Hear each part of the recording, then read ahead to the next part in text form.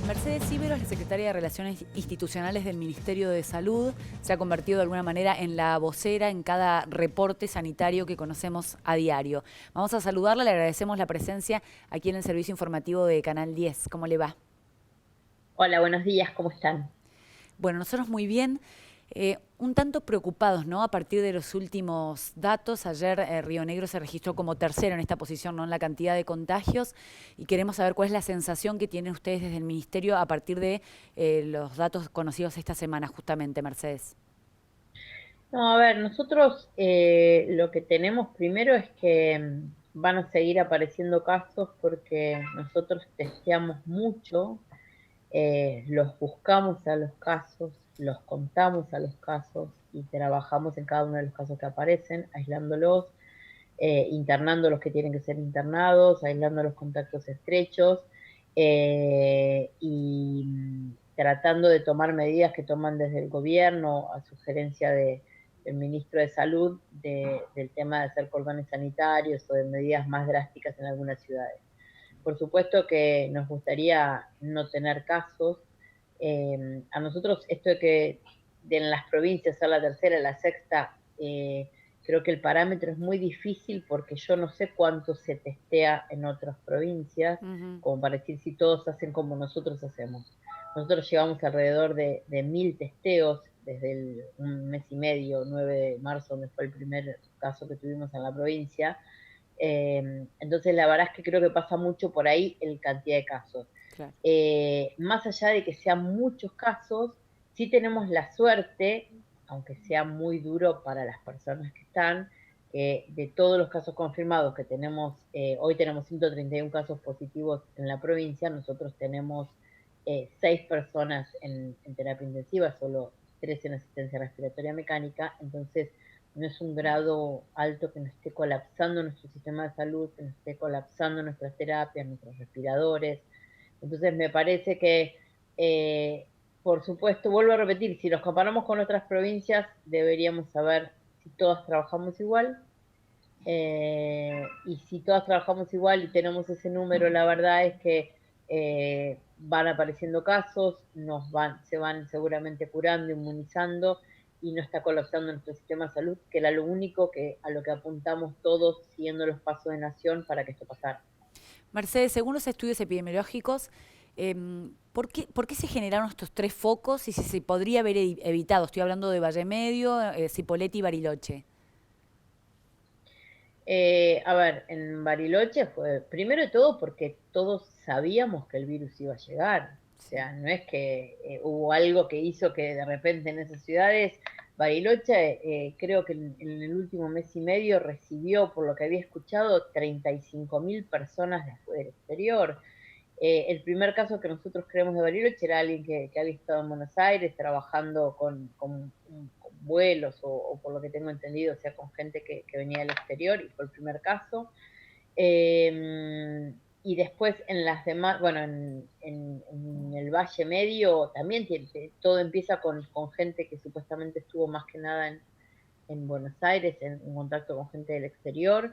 eh, y en algunos nos falta encontrarle cuando los casos que aparecieron en Catriel o el primer caso que aparece bueno, no, perdón, los primeros casos que aparecen en Cipolletti son de viaje al exterior, más allá que después no tuvieron relación con el resto de Cipolletti, ¿no? Ujú.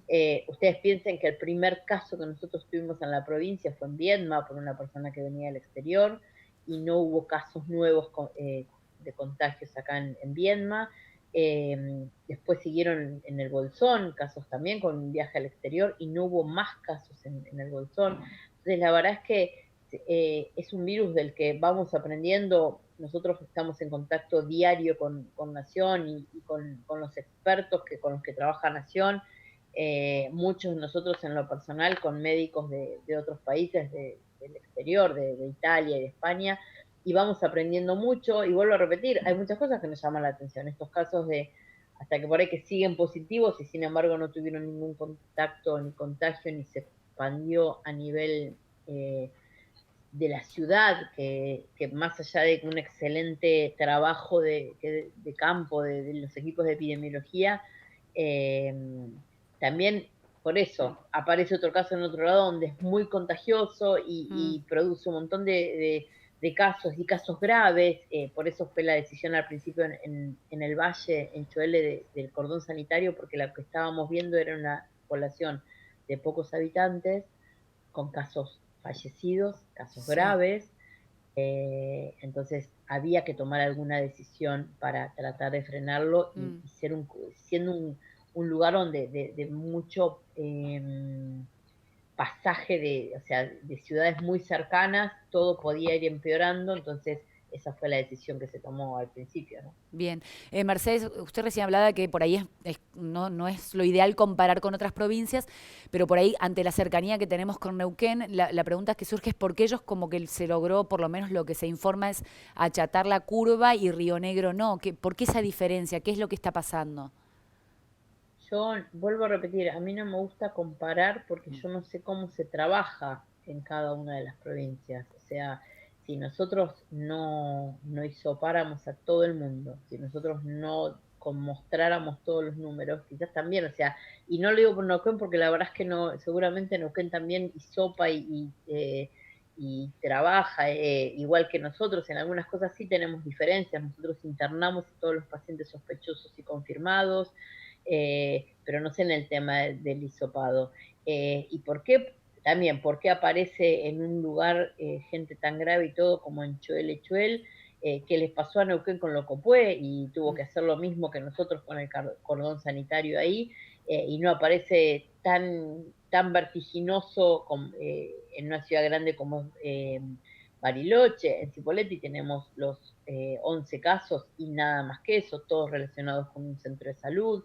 Entonces, la verdad que no es que está toda la ciudad, tenemos 100 casos, entonces siguen apareciendo hoy casos, no tan altos como fue en un momento. Nosotros tuvimos una explosión de casos en un momento y por ahí pueden ir apareciendo de un caso, de dos casos, eh, pero bueno, estamos dentro de la curva que va siguiendo la nación.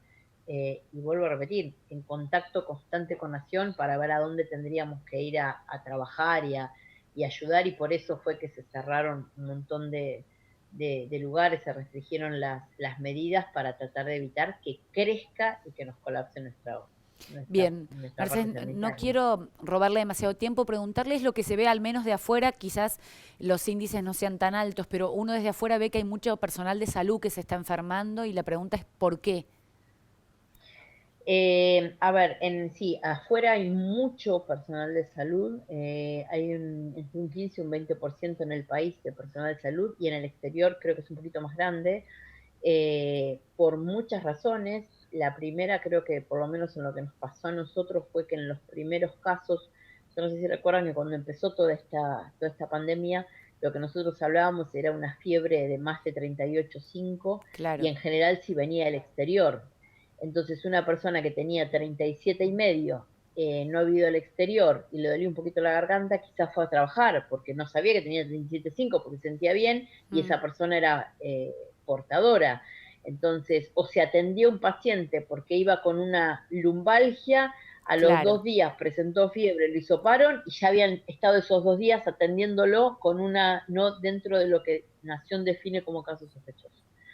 Entonces yo creo que desde ahí vino, cuando aparece el personal de salud con contacto, confirmados, y bueno, y son los lugares donde se empieza a aprender y a trabajar, y quizás es donde ya después, bueno, ya está, cualquier persona directamente se lo atiende con los equipos de protección personal, mm, pero creo que fue todo ese traspié que pasó. claro. eh, y me parece que eso pasa también, por lo menos yo con compañeros del hospital italiano, del hospital británico, de los hospitales de Buenos Aires, pasa también mucho por ahí.